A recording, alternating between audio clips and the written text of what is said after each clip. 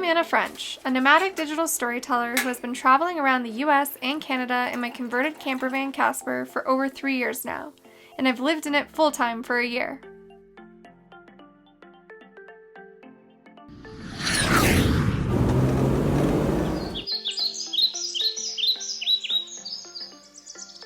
In the summer of 2019, I was traveling with my dog Cagney in Montana, just outside of Glacier National Park, when I parked next to a man in a Ford Econoline. This is a classic story of girl travels country in her van and meets boy also living in van. They decide to travel together in said vans and quickly fall in love, go to India for a friend's wedding, get a rescue mat together, temporarily move in with girl's mom so she can work on her mom's political campaign. Then COVID-19 happens and they are stuck quarantining in northern Arizona with girl's mom and previously mentioned dog.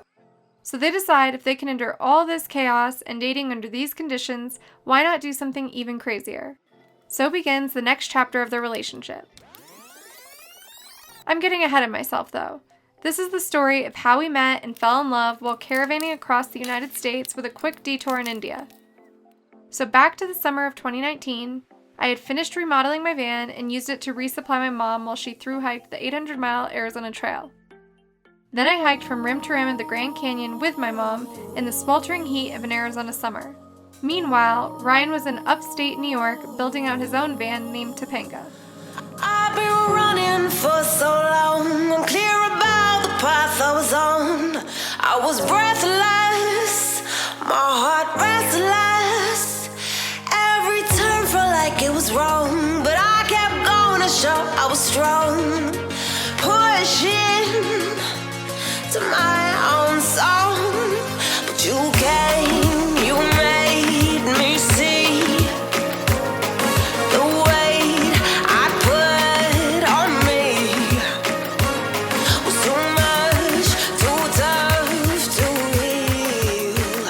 I needed time, I needed to be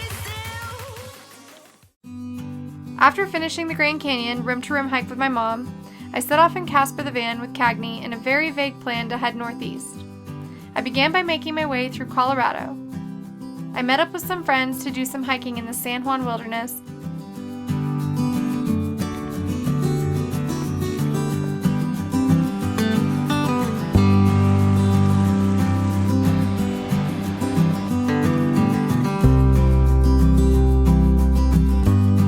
I headed to Wyoming to explore the Grand Tetons and Yellowstone National Parks for the third time in my life. But this time, I decided to go slow and give the region almost a month of my time. I take in the incredible wildlife, waterfalls, and every kind of volcanic activity you can imagine.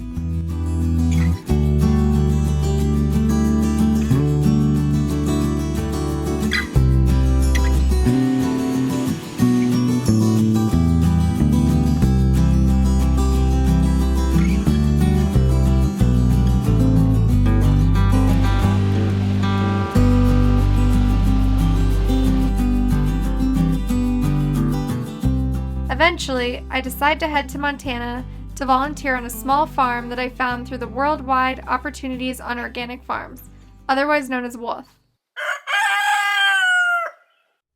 While I'm there, I spend my days picking berries, watering the plants, feeding the animals, collecting eggs, and I learn how to milk a goat.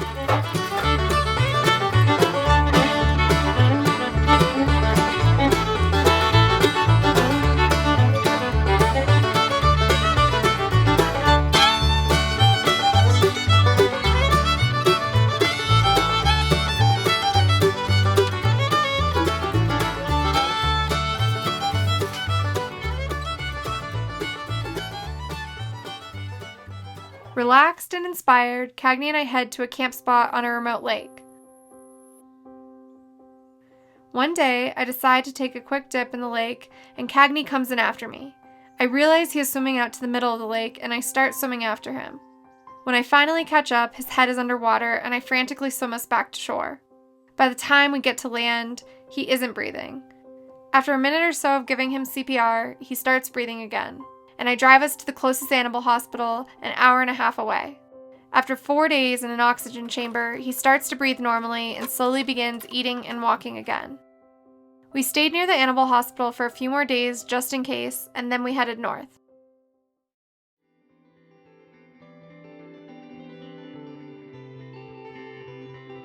And one afternoon, on a riverbank just outside of Glacier National Park, my path crosses with Ryan's when I park my van next to his for the night.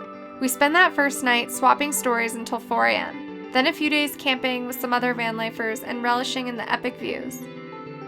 Over the next 2 weeks, Ryan and I spent our days relaxing with Cagney, hiking in Glacier National Park, and talking about our shared dream of building a tiny home someday and becoming self-sufficient off of our own land.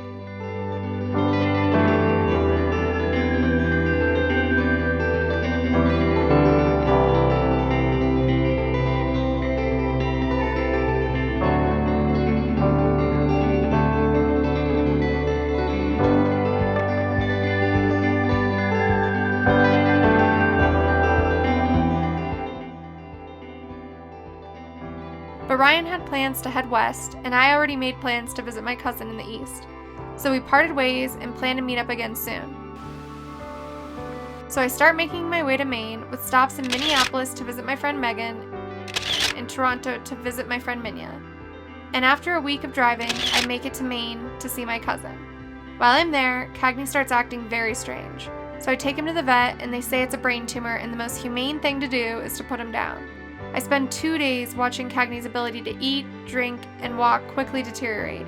And finally, I make the toughest decision, and I say goodbye to my best friend and travel companion while trying to remember all of our amazing adventures together.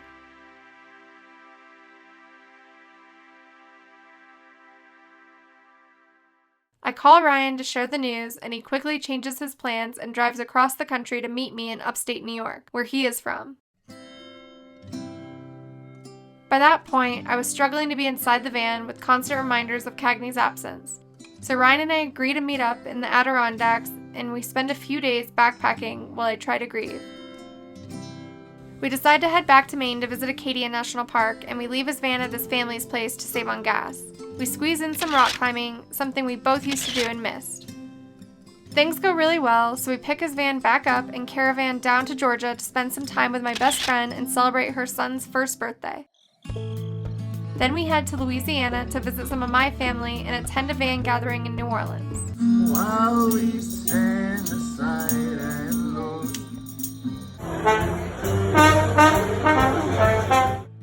Eventually, we make our way through Texas,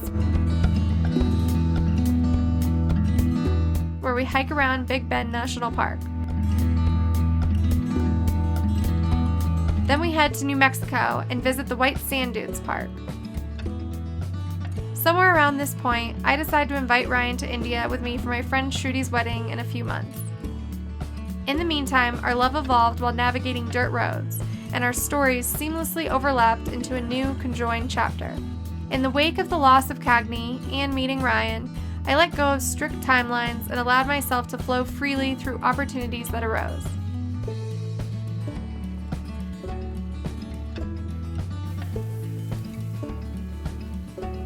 Our relationship blossomed at warp speed because we got to know the ins and outs of one another through 24/7 exposure to faults, strengths, and everything in between.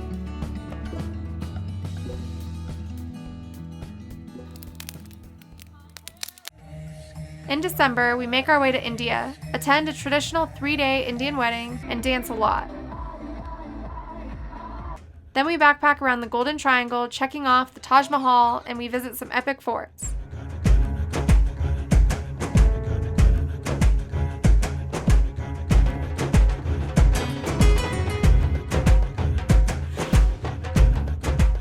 We made our way to Ranthambore National Park for a tiger safari, where we only see one tiger from very far away, but we managed to see a leopard and some other wildlife.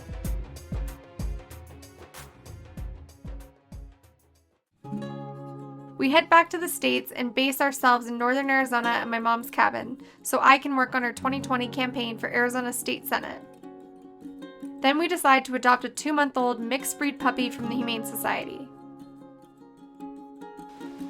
Ryan makes plans to travel throughout the year in his van while building his freelance clientele for his graphic and web design services. But then COVID hits, and we quickly realize that we need to adapt. So Ryan stays in Arizona with me, and he starts growing plants on the roof. We try roof camping and sprinkle in local adventures to get some relief from quarantine. Over the seasons, it's become clear to me that our love can endure all sorts of tests that have been thrown at it. In Ryan, I found something that feels calmly exhilarating in a world that has often left me anxious. Through all the chaos that has been 2020, I have found so much solace in his arms. And with the support of his tranquility, patience, generous heart, and adventurous spirit, I've re-established hope in romantic love. I can see our future clearly. It's not set in stone, but we're together. And in it, we both pursue our wildest dreams, which fortunately overlap in many places.